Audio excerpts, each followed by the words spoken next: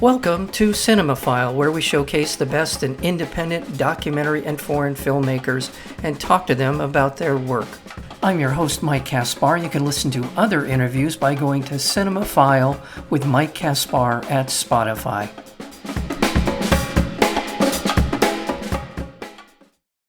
After a series of plagues and wars, society is in ruins. The Freemans are surviving and even thriving on a farm in the middle of nowhere, so long as they repel the occasional raiding party. Former soldier Hailey and her partner Galen fled the collapse along with their children, training them to fight. I'm going to leave it there. There's a lot in this particular film called 40 Acres, and exciting, involving. There's a political edge to it. There's a lot to be appreciated in 40 Acres, and we're joined today by the director as well as co-writer, along with Glenn Taylor, of 40 Acres, and that would be R.T. Thorne. R.T., welcome to the program.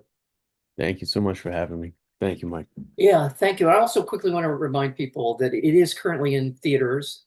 It will be eventually rolling into our streaming services, but right now, if you can see it, would have to be a thrill to see on a big screen because there's a lot of action and it's shot very well. So just want to let people know that. Thank you. This Genesis, the story, I believe was a story first, and then you and Glenn took it to what we see on screen. Is that right? Truthfully, I was kind of kicking around. I've been a cinephile for most of my life. Used to go to a lot of films with my mother and one of my aunts who come up from Michigan and take us to the film festival. And so I always wanted to. I think anybody who's a filmmaker, the dream is to have a film, to make a film and have something to say. And started in the music video world. I moved into the television world, but those aren't sort of like, your own voice, you're often sort of just making filmmaking for other people.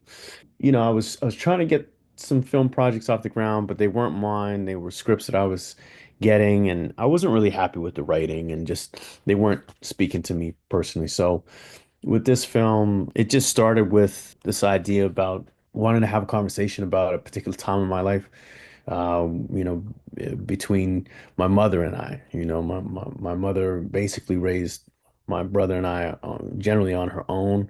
And, there was a particular time, I think it's kind of a universal time. I think every young person, they bump up against their parents' rules. It's that generational conflict that happens, I think, in everybody, in every teenage, life. And my mother was a very heavy influence on me. She was, very much everything. She was a very strict disciplinarian. She wasn't a military killer. I'm not going to call her that, but she was a tough cookie. She was a tough cookie, and she really cared about our education and a lot of the things that happen in the film. These things like her being an archivist, a historian, wanting her children to learn about their history was vital to my mother. So she also made us do book reports. While we were while we were in school, she would make us read other books and history and Octavia Butler, and just like made us become critical thinkers while we were also in school. Because to her, when she would always say, "I don't trust these institutions to teach you, about your history." So a lot of that stuff was stuff that was about my mother, and I wanted to have a conversation about that kind of a relationship. But then I kind of wanted to take that universal conflict and kind of project it. I'm a genre kid. So I love thrillers, I love science fiction, I love horror, I love action. And I wanted to project that relationship into a future where the stakes are the highest you can imagine, where, staying out late one night against your mom's wishes might be your death, you know what I'm saying? So I just thought it would be a fun thing to put together. And then the more I got into it, the more a lot of the historical references and these things that my mom used to teach us really started to become really relevant to the story itself. Sort of worked its way in there. Well, this film has all of that you just described. It brushes up against the genre of sort of the zombie sort of we're completely fixated on the future and sort of the Walking Dead kind of thing. And Sure. there's a sort of a version of that in the film that Mhm. informs the outside world. Yes.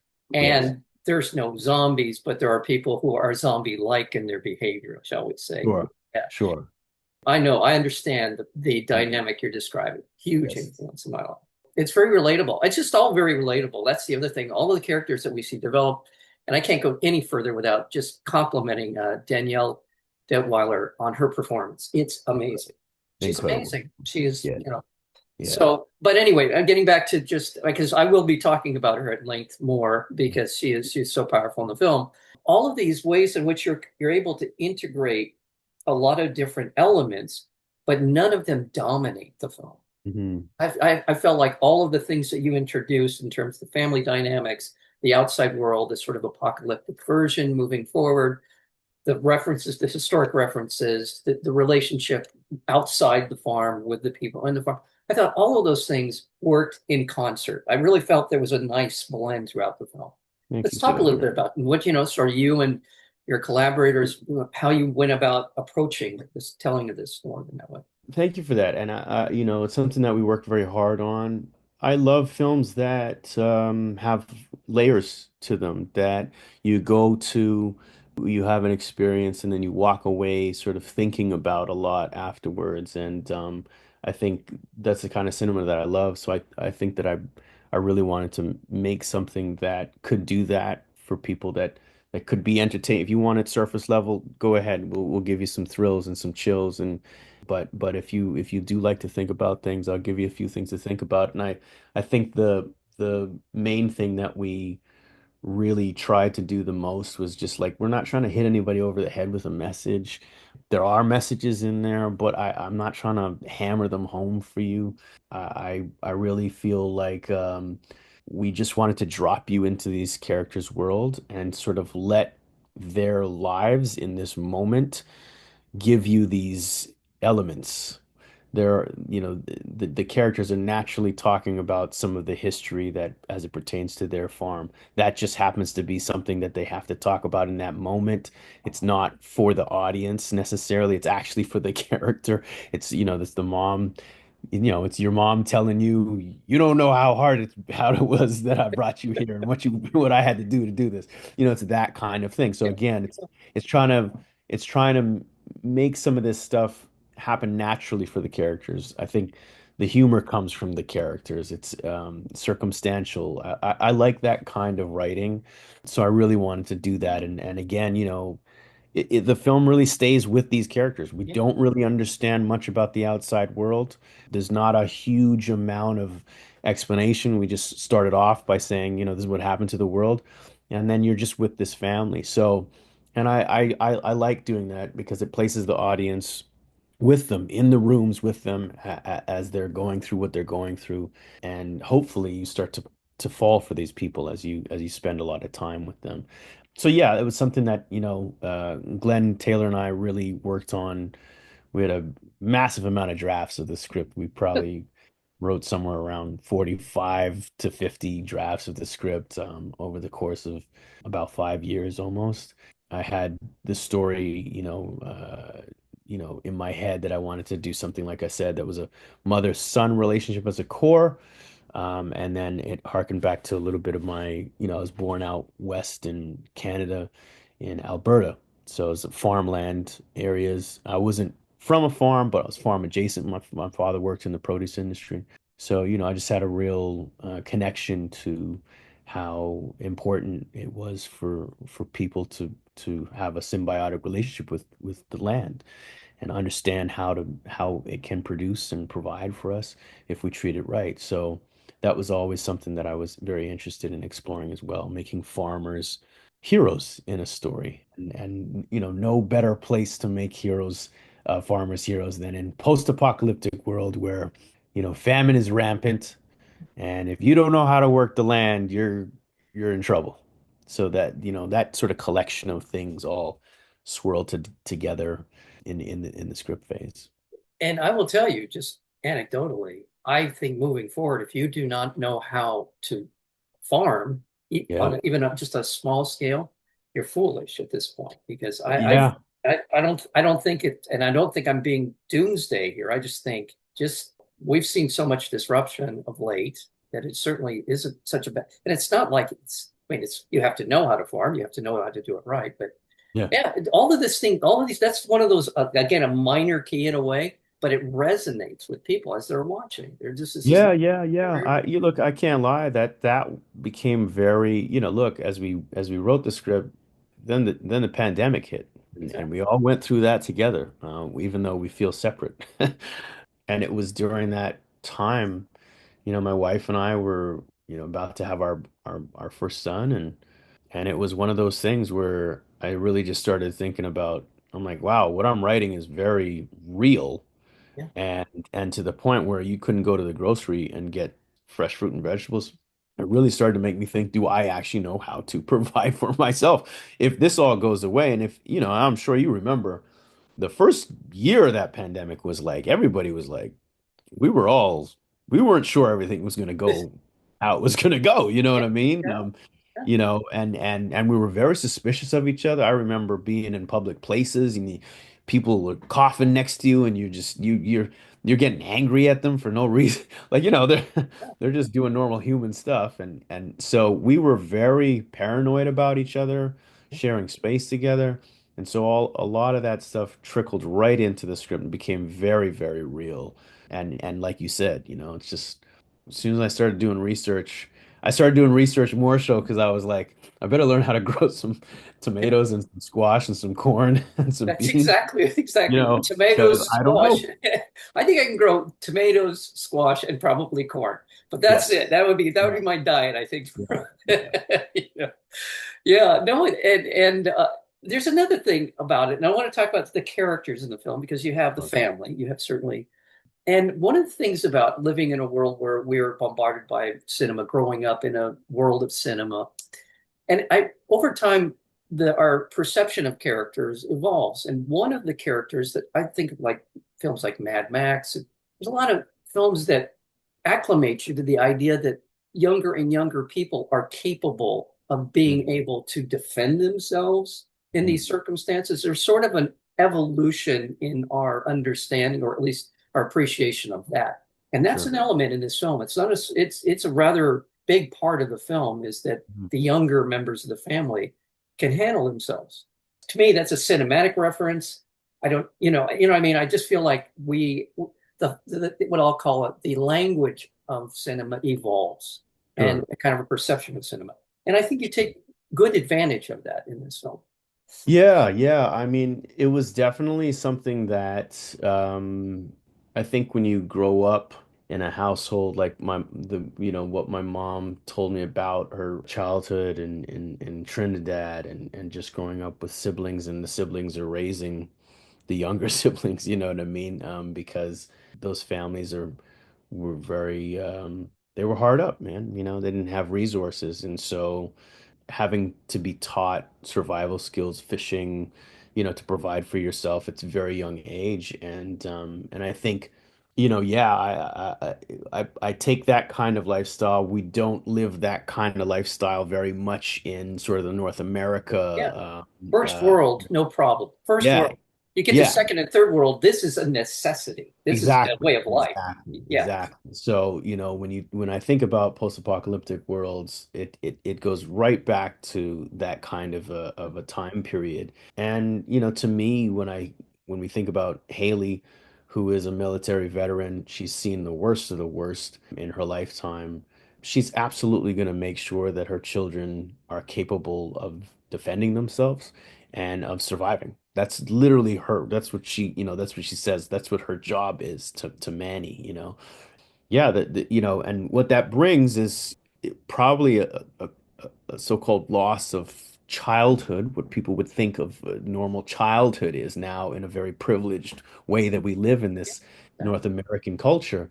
But in that time, it's an absolute necessity. And that is something that we actually even, it didn't make the cut in the movie, but there was a whole storyline as it pertains to the youngest child, with Hailey reckoning with that a little bit because obviously when these kids have to be able to, commit violence, and sometimes really, really horrible violence, somehow how that's going to affect them is gonna resonate throughout their lives. And so I wanted to comment about that as well. And you see some of that at the very beginning with how regular what they do seems to be to these young kids. And so it's definitely a sort of a darker aspect of the film, but it's one that I wanted to kind of touch on. Yeah. Well, you set that in motion right pretty quickly in the film. That notion that these kids, what they're capable of.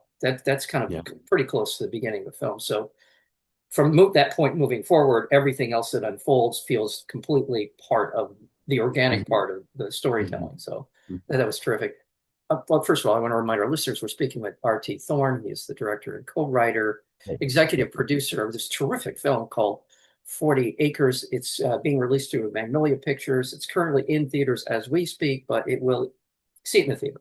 I'm just going to leave it there because Please, please it's a do. big picture. It's a big picture. You can't help but notice that this is filling up the screen with a lot of imagery and a lot of things that are happening, and it'd be great to see it on the biggest screen you can. Thank So, you. and I want to talk about the cinematography because I really you put him through the paces. We've got Jeremy Benning. You put him Sure. through a lot in this film. Jeremy can handle it. Well, apparently, Jeremy is an old buddy of mine. Truthfully, to that point, we had not worked together, but we knew each other coming on probably about a decade of time. We both started in music video and commercial world. We had always, crossed paths and were, fans of each other's work. And then he was doing some heavy work in television land for a long time on a series called The Expanse.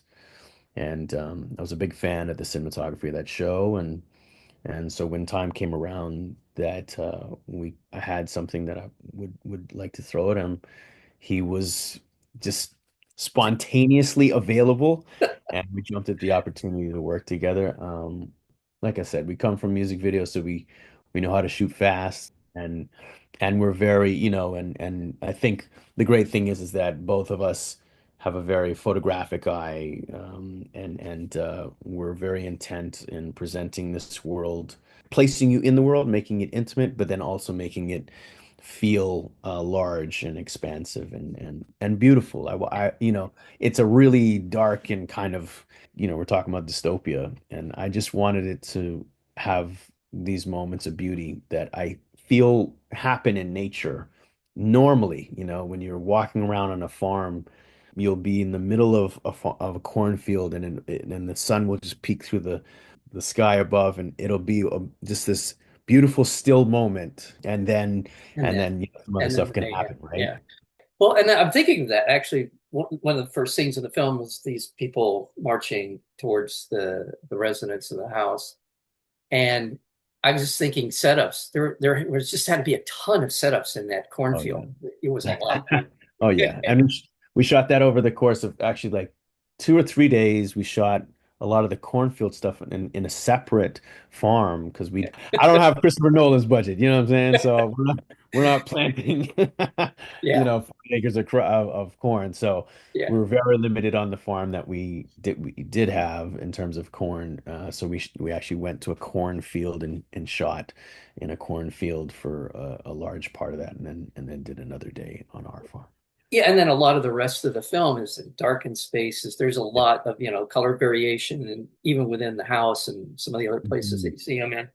So I just was, can't help it. My eye goes to that kind of thing when I'm watching a film now, and it's I part of my appreciate that. And my part of my production designer, Peter Costco, who did Sarah Pauli's Women Talking, he did a wonderful job with our palettes and creating this historical farm, that's been around for Well, almost. I really I'm thrilled that we got a, that I had an opportunity to see this film, to see 40 Acres, and I just yeah, it's fun.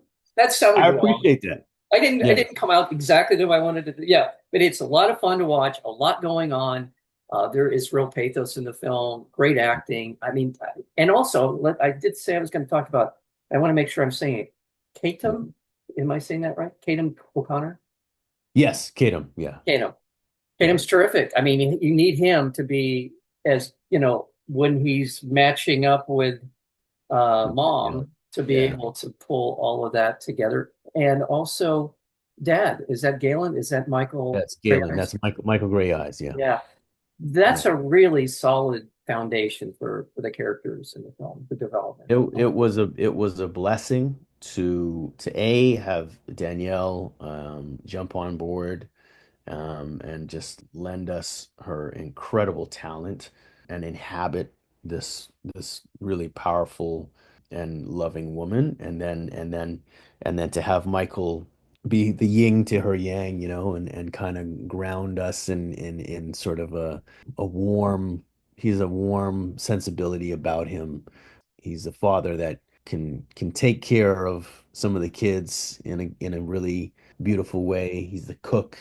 He's about, them understanding who they are, but then he can take care of business as he does. Very good.